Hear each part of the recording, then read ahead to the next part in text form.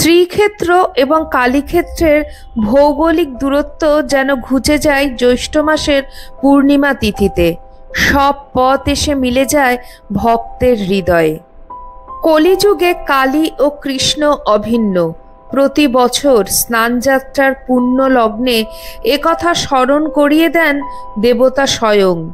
একদিকে পুরীর শ্রীক্ষেত্র যেমন মেতে ওঠে প্রভু জগন্নাথ দেবের স্নানযাত্রায়, অন্যদিকে কলকাতার কালীক্ষেত্র কালীঘাটে এদিন মায়ের প্রস্তুরীভূত শ্রী অঙ্গের স্নান রীতি পালন করা হয়।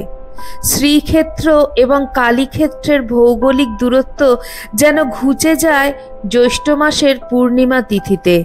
সব পথ এসে মিলে যায় ভক্তের হৃদয়ে। জ্যৈষ্ঠ মাস, উড়িষ্যার সমুদ্র তট এই সময় সূর্যের গনগনে তাপে জ্বলতে থাকে। অঙ্গের দহন জুড়াতে ভগবান জগন্নাথ দেব পুরীর জগন্নাথ ধামে শ্রী মন্দিরের রত্নবেদী থেকে নেমে স্নান বেদিতে আসেন। 108 কলস জলে স্নান করেন প্রভু। এই দেবস্নান ঘিরে পুরীর মন্দিরে চলে স্নানযাত্রা উৎসব। জগন্নাথ দেবের এই মহাস্নান ভক্তি ভরে একবার দর্শন করলে জীবনের সব পাপ ধুয়ে যায়, কলুষতার অন্ধকার কেটে নতুন জীবন লাভ হয়, আর জীবন চক্র থেকে মুক্তি মেলে, অর্থাৎ পুনর্জন্ম হয় না, এমনই বিশ্বাস ভক্তদের। কথিত আছে জ্যৈষ্ঠ মাসের পূর্ণিমা তিথিতেই দারু মূর্তিতে প্রাণ প্রতিষ্ঠা হয়েছিল ভগবান জগন্নাথ দেবের। তাই এই দিনটিকে মহাপ্রভুর আবির্ভাব তিথিও বলা হয়। জ্যৈষ্ঠ মাসের পূর্ণিমা তিথিটি পুরীর জগন্নাথ ধামের ক্ষেত্রে যেমন গুরুত্বপূর্ণ, ঠিক তেমনই গুরুত্বপূর্ণ মহাতীর্থ কালীঘাট মন্দিরের ক্ষেত্রেও। জগন্নাথ দেবের পুজো পদ্ধতি অনেকটাই বৈষ্ণব ঘেঁষা, আর সম্পূর্ণ শাক্ত মতে পূজা হয় কালীঘাটের মা কালীর। তাহলে সাদৃশ্যটা কোথায়? আসলে উপাসনা পদ্ধতি আলাদা হলেও প্রথাগত কিছু মিল রয়েছে। আসুন সেই সাদৃশ্যগুলি আজকে খুঁজে বের করার চেষ্টা করি আমরা। নমস্কার, life stories with Soma YouTube চ্যানেলের সকল দর্শক শ্রোতা বন্ধুকে আমন্ত্রণ জানাই আমার আজকের ভিডিওটিতে। শক্তিপীঠের আদিপীঠ কালীঘাটে পড়েছিল মা সতীর পদাঙ্গুলি।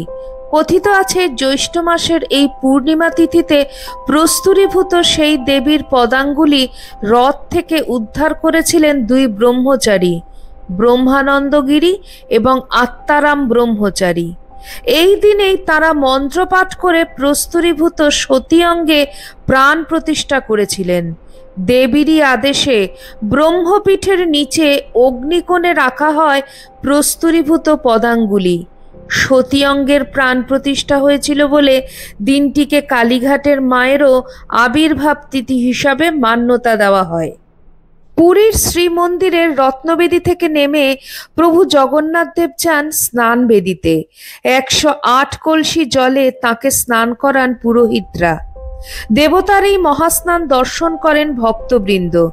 আগেই বললাম যে প্রভু জগন্নাথ দেবের এই স্নানযাত্রা দর্শন করলে সব পাপ ধুয়ে যায়, পুনর্জন্ম হয় না।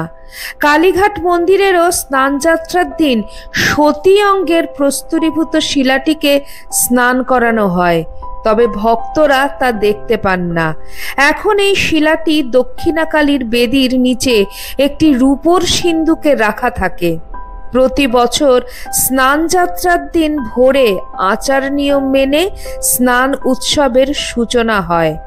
পূজারীরা স্নান করে শুদ্ধ বস্ত্র পরে চোখে কাপড় বেঁধে মন্দিরের গর্ভগৃহে প্রবেশ করেন।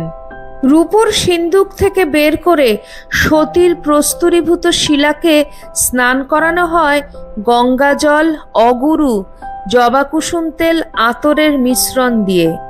স্নানের পরে সতী অঙ্গ মুছে তাকে বেনারসি বস্ত্র দিয়ে ঢেকে আবার রূপোর সিন্ধুকে ভরে রাখা হয়।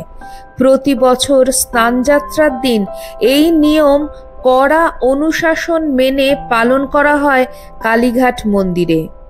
সতী অঙ্গের স্নান পুজো ভক্তরা দেখতে না পেলেও অনেকেই জানেন না স্নান যাত্রার পুণ্য দিনে উষা লগ্নে কালীঘাটের দেবী দক্ষিণাকালী ভক্তের সামনে আসেন বৈষ্ণবী রূপে।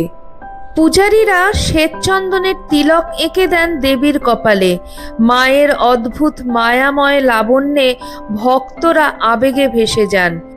ভক্তিভাবে আকুল হয়ে গেয়ে ওঠেন, মা গো আনন্দময়ী নিরানন্দ করোনা। এর পেছনেও একটা গল্প আছে। বহুদিন আগে ভবানীদাস চক্রবর্তী নামে মায়ের মন্দিরের একজন পূজারী স্বপ্ন দেখেন, মা তার কাছে তিলক পড়তে চাইছেন। স্নান যাত্রার আগের রাতে এই স্বপ্নাদেশ পেয়ে ভগবান দাস রাত থাকতেই মন্দিরে যান। উষা লগ্নে দেবী দক্ষিণাকালীর কপালে এঁকে দেন শ্বেত চন্দনের তিলক। মায়ের এই স্নিগ্ধ বৈষ্ণবী রূপ দেখতে আজও কালীঘাটের মন্দিরে ভক্তের ঢল নামে।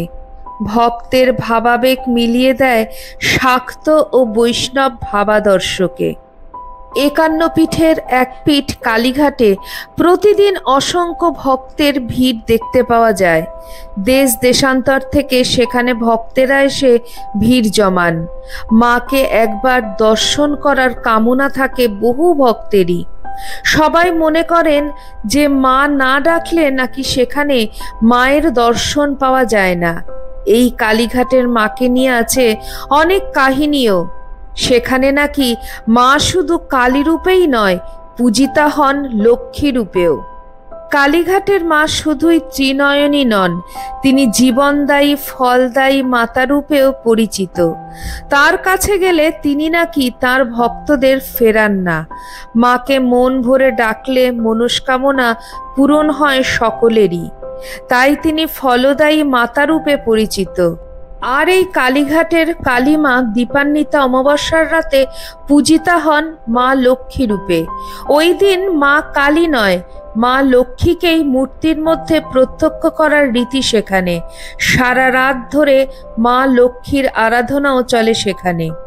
বছরের সেই বিশেষ দিনটিতে সন্ধেবেলা থেকে শুরু করে সারা রাত মা কালীর মূর্তিতেই মা লক্ষ্মীর পুজো করা হয় কালীঘাটে।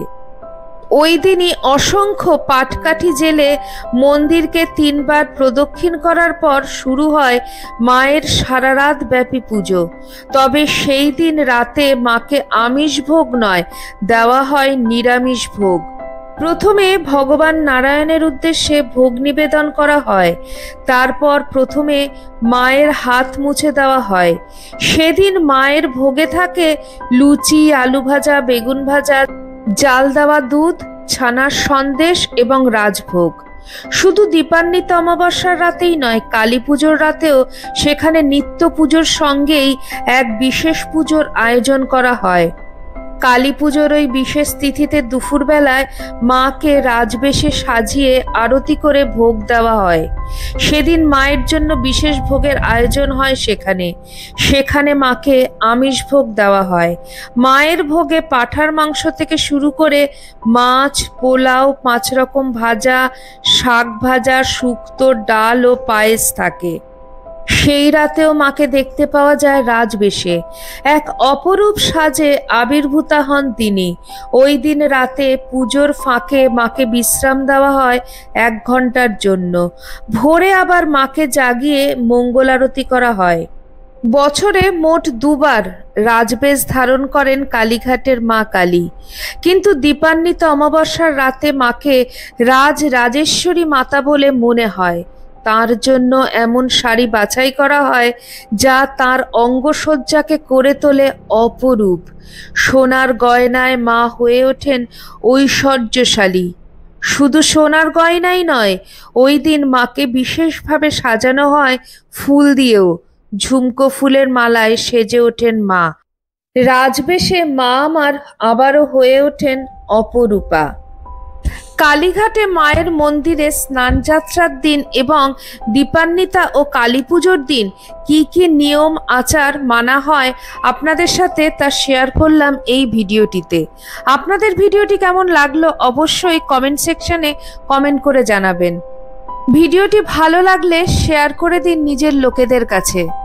চ্যানেলের নতুন বন্ধুদের কাছে একান্ত অনুরোধ, চ্যানেলটি সাবস্ক্রাইব করে আমার পাশে থাকবেন আর অবশ্যই পাশে থাকা বেল আইকনটি ক্লিক করে দেবেন, যাতে আমার পরবর্তী ভিডিওতে আপনার সঙ্গে আমার আবার দেখা হয়।